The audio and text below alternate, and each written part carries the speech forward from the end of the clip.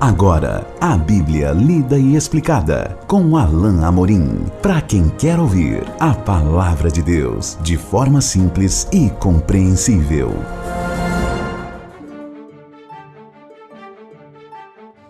Olá, querido ouvinte, querida ouvinte. Estamos de volta com o programa A Bíblia Lida e Explicada. Eu sou o pastor Alain Amorim. Nós vamos continuar o nosso estudo no Evangelho de Mateus, no capítulo 21, caminhando aqui para o trecho final, já na última parte desse capítulo, que é um tanto mais longo que os outros. E vamos hoje estudar juntos os versículos 23 a 27. Vamos ler então a bendita palavra de Deus. Tendo Jesus chegado ao templo, estando já ensinando, acercaram-se dele os principais sacerdotes e os anciãos do povo, perguntando: com que autoridade fazes essas coisas? E quem te deu essa autoridade? E Jesus lhes respondeu: eu também vos farei uma pergunta.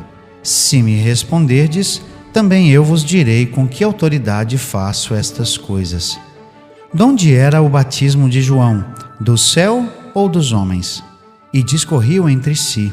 Se dissermos do céu, ele nos dirá: então por que não acreditastes nele? E se dissermos dos homens, é para temer o povo, porque todos consideram João como profeta. Então responderam a Jesus: não sabemos. E ele, por sua vez: nem eu vos digo com que autoridade faço estas coisas. Depois daquele episódio da figueira, que aconteceu certamente a caminho do templo, porque Jesus tinha se levantado cedo, agora Jesus já se acha no templo e já estava ensinando. Certamente algumas pessoas que estavam ali acompanhando Jesus se ajuntavam aonde Jesus estava para ouvi-lo ensinar. E isso estava acontecendo ali o tempo todo, todos aqueles dias daquela semana, que é justamente a última semana de Jesus na terra. Mas o fato é que Jesus estava ensinando e os principais sacerdotes e os anciãos do povo, ou seja, de novo, os líderes da religião judaica, chegaram até ele.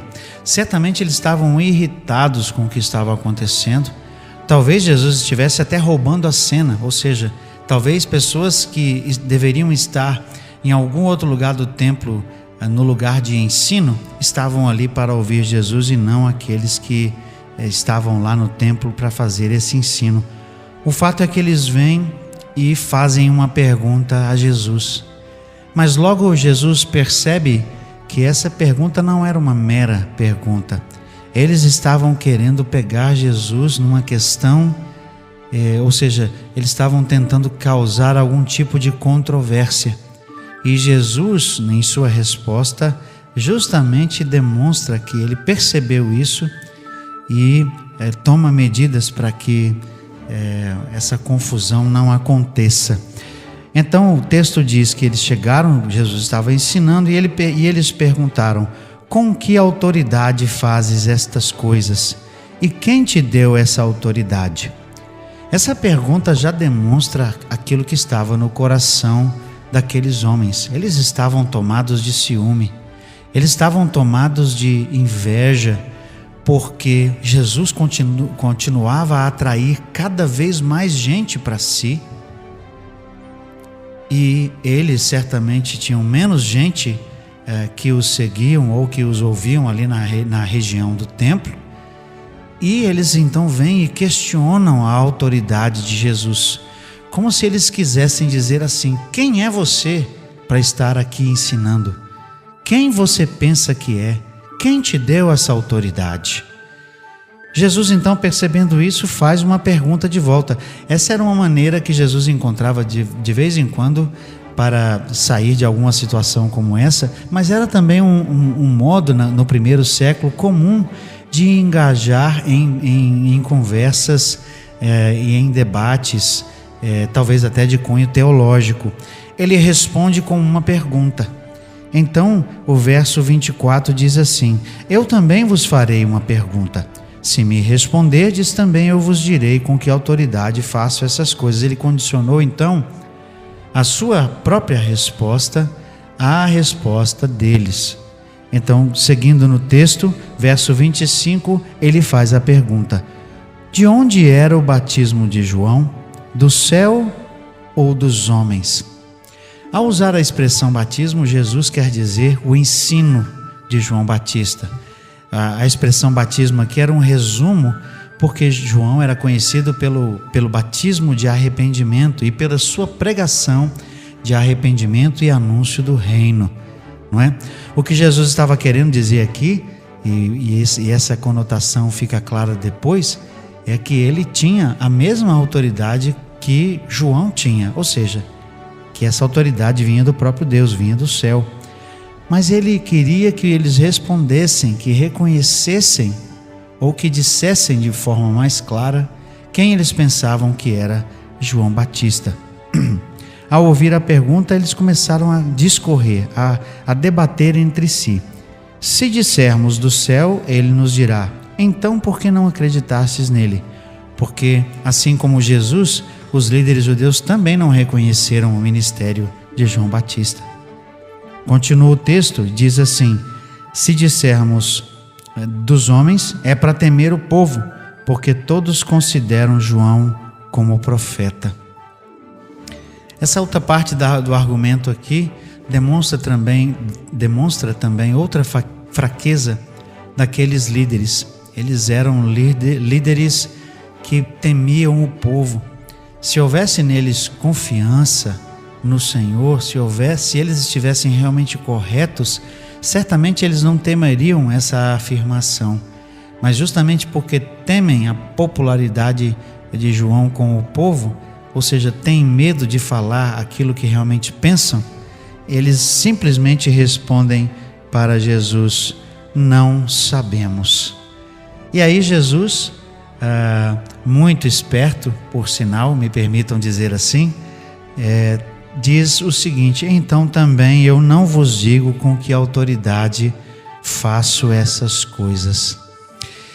O que é mais triste aqui nessa passagem, o que é mais impressionante, é que o fato desses líderes ficarem com medo de dar a resposta para o povo, e justamente o fato deles dizerem não sabemos, na verdade entrega o fato de que eles estavam diante de alguém que vinha de Deus, entrega o fato de que João certamente era alguém que veio em nome de Deus, e que eles, como líderes do povo, líderes ali da religião judaica, falharam em não reconhecer essa autoridade. Então isso demonstra aqui essa covardia deles, mas mais que isso, de forma muito triste, o fato de que eles estavam diante do próprio Messias, o Messias em carne e osso e em poder e glória, como nós vemos em João capítulo 1, verso 14, vimos a glória dele como a glória do Filho unigênito do Pai. Aqueles líderes judeus estavam diante do próprio Senhor Jesus, e eles, alheios a tudo que estavam vendo, negando as próprias evidências claras diante de seus olhos, eles se recusavam a crer na autoridade divina de Jesus.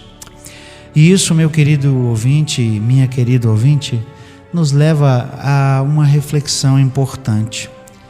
Talvez eu esteja falando e alguém que esteja me ouvindo agora possa estar nessa situação, de alguém que já ouviu falar bastante de Jesus, ouviu dos seus milagres, ouviu o evangelho que Jesus veio para salvar as pessoas do seu pecado, ouviram a mensagem de arrependimento. É preciso que a gente abandone os pecados, abandone a nossa vida de erros e busque ao Senhor, entregando o nosso coração, a nossa vida a Jesus. Talvez você que está me ouvindo agora seja uma dessas pessoas. Você está até se perguntando: poxa, eu já cheguei a pensar em Jesus realmente como alguém que é enviado por Deus. Eu já considerei aquelas reivindicações de Jesus e o fato de que ele é realmente o Filho de Deus. E no entanto, meu querido ouvinte ou querida ouvinte, você ainda assim se recusa a crer. Você se recusa a depositar a sua fé em Jesus. Talvez você esteja como os fariseus aqui, não queriam dar lugar à evidência que estava diante de seus olhos. Talvez por conveniência, talvez porque você acha que a sua vida agora está tão boa e você não quer abandonar certas coisas. Mas o que nós veremos nos nossos próximos 2 encontros, fechando aqui o capítulo 21, é que isso custaria caro aos líderes judeus. Isso custou a vida deles com Deus. Será que você que está me ouvindo está disposto a pagar também esse preço? Eu espero que você reflita sobre isso e que você possa, de verdade, clamar o nome do Senhor Jesus, porque a Bíblia diz que todo aquele que clamar o nome de Jesus será salvo. Nós vamos continuar no nosso próximo encontro, o nosso estudo aqui no capítulo de Mateus 21. Até lá então, que Deus abençoe a sua vida. Acesse agora nossa plataforma e baixe os podcasts www.rede316.com.br. A Bíblia lida e explicada com Alain Amorim.